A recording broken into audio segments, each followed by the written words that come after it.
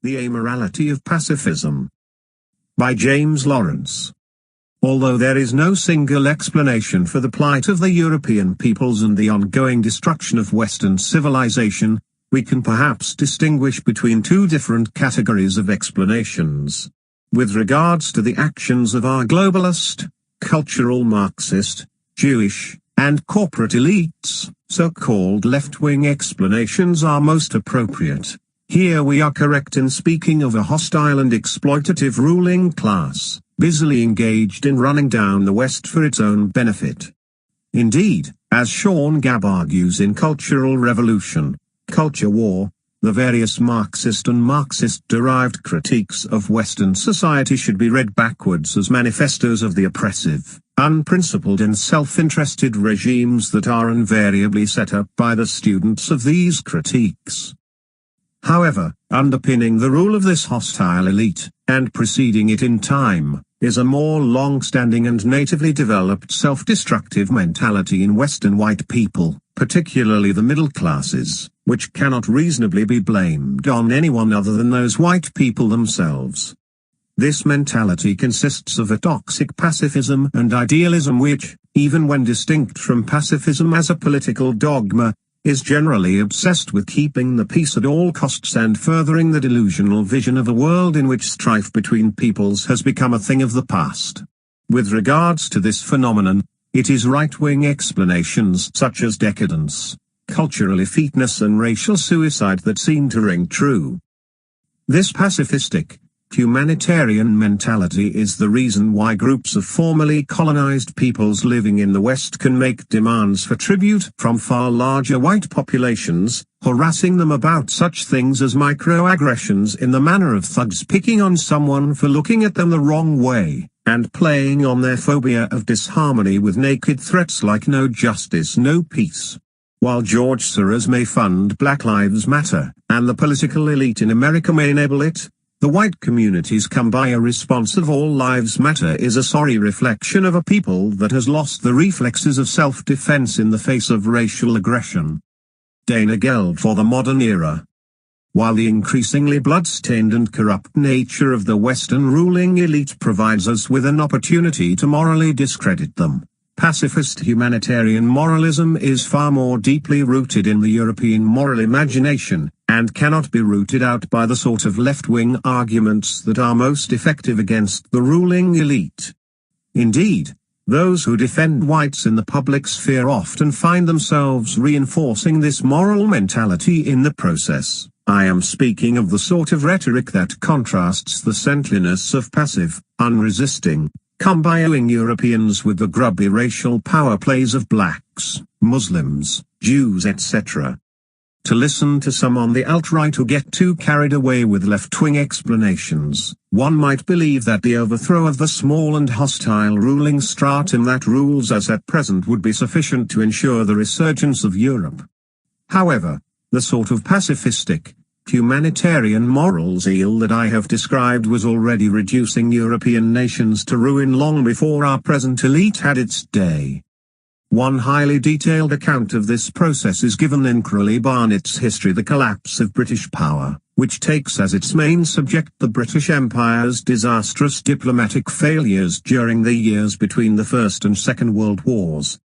Unlike many, Barnett does not see the British collapse in the 1940s, and restoration as an American satellite, as inevitable. Acknowledging a wealth of partial explanations for the collapse, the uselessness of British politicians, the pacifistic and internationalist tenor of British public opinion, the feeble handling of international crises, the decline of British industrial power, the strategic weaknesses of the empire, he asks why all of these were permitted to arise and were not properly addressed, and finds answers in the British national character of the time.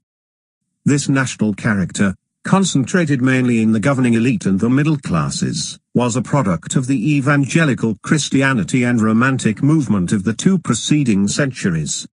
It consisted of high moral idealism, liberalism, humanitarianism, internationalism, romantic exaltation of feelings over judgment, optimism about the inherent goodness of mankind, studied contempt for making one's way in the world, a love of the quiet life and corresponding aversion to all discord and unpleasantness, and a pacifistic mentality that clung hopefully to international law. Bringing an umbrella to a gunfight. The British governing class.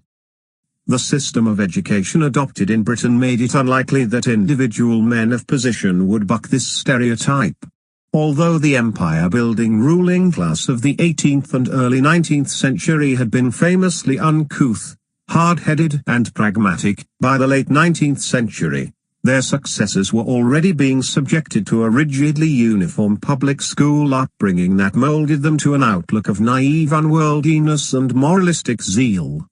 Moreover, since Gladstone's political campaigning in the 1870s, the moral indignation of the middle classes had become a potent force in foreign politics, which made it even more difficult for British statesmen to practice realpolitik. In a narrative liberally peppered with expressions of frustration, Barnett shows how this moralistic outlook in the British elite and public gave rise to a series of devastatingly stupid foreign policy decisions, while at home the national tension induced by the First World War was blithely permitted to relax back into Victorian torpor. For example, discarding all considerations as to whether the possession of colonies enriched the imperial power, the British redefined their coloured empire as a house of peace, justice and liberty existing primarily in the interests of the natives. His Majesty's government regard themselves as exercising a trust on behalf of the African population, and furthering their advancement under British protection to the distant goal of self-government. This meant, of course, that the British could neither exploit their colonies effectively nor abandon them in the interests of strategic slimming. While unwilling to give up the prize colony of India, the British practically created an idle and politicized Indian intelligentsia out of nowhere by expanding the Indian public mind with economically useless public school-style education. Then encouraged it to dream of political power with clumsy liberal statements about leading India to self-government, hoping absurdly to found a foreign autocracy on the goodwill of its subjects. They introduced self-governing reforms that constantly stoked the ambitions of the English-founded Indian National Congress while leaving them unsatisfied, leading to a massive upsurge in Indian national feeling during the 1920s and 1930s. With regards to the White Empire, the British allowed Canada and the former enemy South Africa to scupper various 1920s conferences held to discuss greater strategic and military integration, ending up with a facade of an empire built on hazy liberal internationalist ideals and requiring heavily one-sided British protection in the event of foreign attack. Case in point, Britain had to provide 90% of the entire empire's munitions in the first year of the Second World War.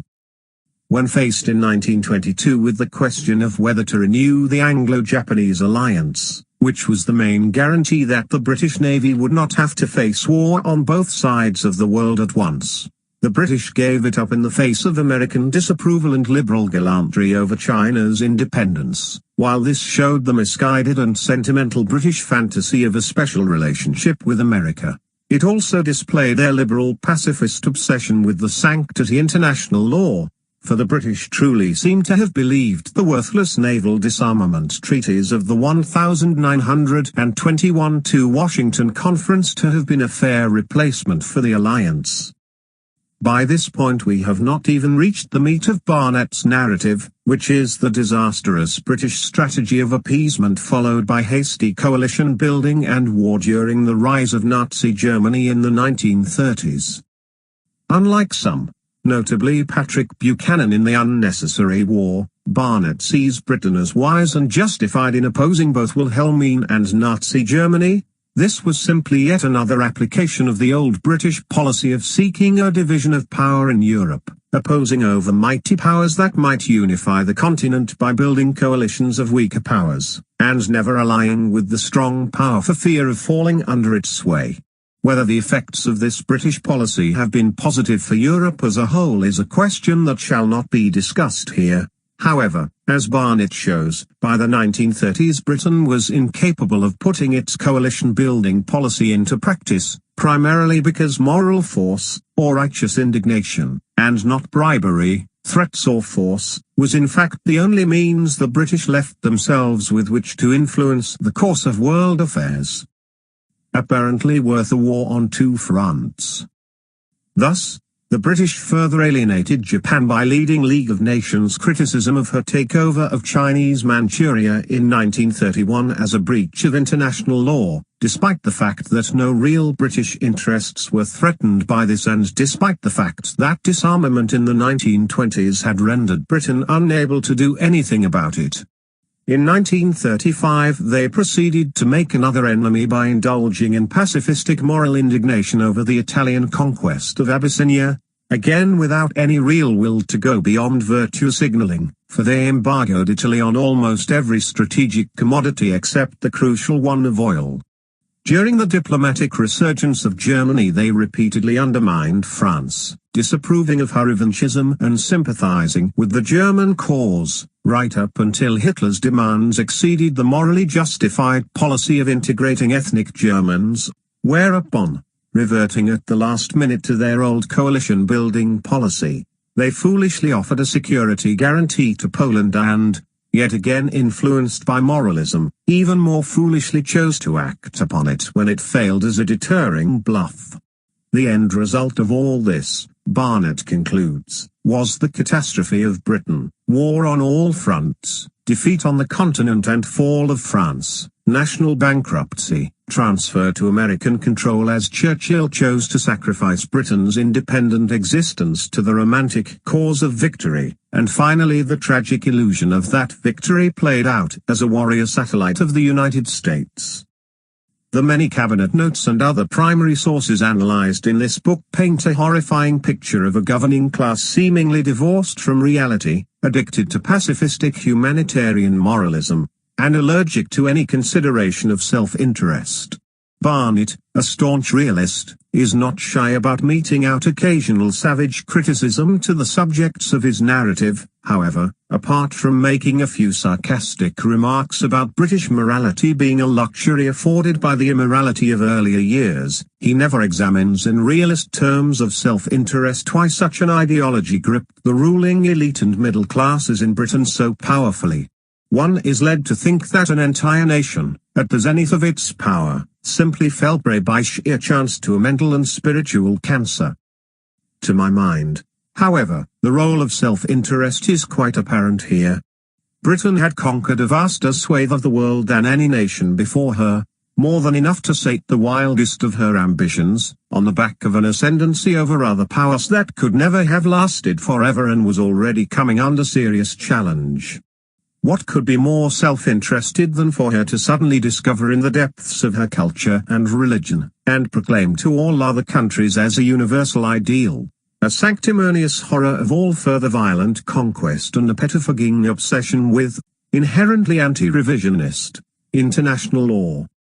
Only a country in the extreme opposite situation, that is so weak and poor that it could not defend itself, would have had more pressing reason to take up pacifism as an ideal. However, such a country could never dream of convincing the rest of the world to do the same.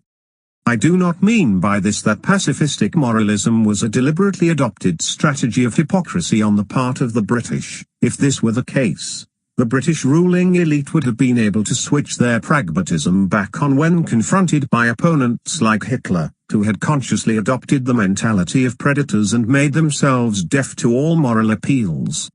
More to the point, a policy of deliberate deceit would never have convinced anyone else for a moment, making it absolutely necessary for the British to be deceived as well. Those who would have others drink a life-threatening poison must take the first and deepest swig themselves. Of course, the British could have pursued a very different kind of national character building, one of keeping their swords ever sharp and defending their huge possessions by force, but to do so would be to take the path of most resistance, resisting the temptation of such a lazy and easy option as adopting universal pacifism. 100% easier than self-defense. To come to the point of this discussion, is not every word of this analysis, both on the subject of the mentality and its underlying reasons, applicable to Europeans as a whole today? Although Europeans constitute a small and falling minority of the world's population, specifically, 16.43% as of 2010, to fall below 10% by 2060, communities of white people, we shall leave aside the question of how far they are ruled in their own interests, are spread over a huge and largely underpopulated swathe of North America and Eurasia from Los Angeles to Vladivostok, in addition to other territories, all of which beyond Europe proper were won by colonization during the last 500 years. Now that the temporary ascendancy of whites over all other races is inevitably petering out, is it not in the hope of retaining this vast living space, not necessarily as a conscious wish, and not necessarily in the sense of keeping it racially pure, that Europeans have suddenly discovered a pacifistic morality utterly foreign to their ancestors, and would rather indulge in wild hopes of spreading this creed to the rest of the world than risk violating it by organizing their own self-defense in reality? If this is the case, while we cannot attack this kind of pacifism in moral terms, we can at least remove it from its alluring moral glow by describing it as essentially amoral. Far from a new advance in human morality, it is just another example of a collective survival strategy, one that is found in soft and sated peoples, and in weak and defenseless ones too, but is conspicuously absent in peoples that are as yet unsated and possess the potential power to conquer in the future. Two present-day examples that spring to mind would be China and the Islamic world. Moreover, we can say with just as much certainty that this strategy of European pacifism simply doesn't work in the present day, leaving aside the question of whether it ever did. Non-Europeans have blocked their ears to our talk of peace, found justifications for every conceivable form of their own violence against whites, and are moving to supplant us not just in our outlying territories but also in our very heartlands. The moral glow of pacifism, while having little effect on other races, is now a serious impediment to whites pursuing a better course of action. We are faced with the formidable task of voiding ourselves of a poison long already swallowed, and fighting against our own softness and torpor to reacquaint ourselves with the only sure guarantor of life and land, namely force. One fairly positive development is that the people of color, no longer capable of restraining their envy and hatred, are rapidly losing the patience necessary to boil the kumbaya singing white frog without triggering his long dormant defense reflexes. Perhaps some readers will take offense at this argument, specifically its unceremonious booting of the scented white race from its high moral pedestal, and deem it far too close to SJW rhetoric for comfort. To them I shall have to say, tough luck. Given that many of their disastrously self-destructive belief systems are based on sublimated racial pride, most Europeans do not need more paeans to their goodness followed by prescriptions for drastic action. They will only accept the paeans, wave away the calls to action, and go on complacently wallowing in their own bullshit. A bucket of cold water to the face is a kinder thing to mete out to them. When a man who is failing miserably with women goes to professional cads like Crucier Heartiste for advice from the dark side, the first thing he will learn is that his chivalrous behavior towards the female sex is just another seduction technique, albeit a cowardly, hypocritical and ineffective one.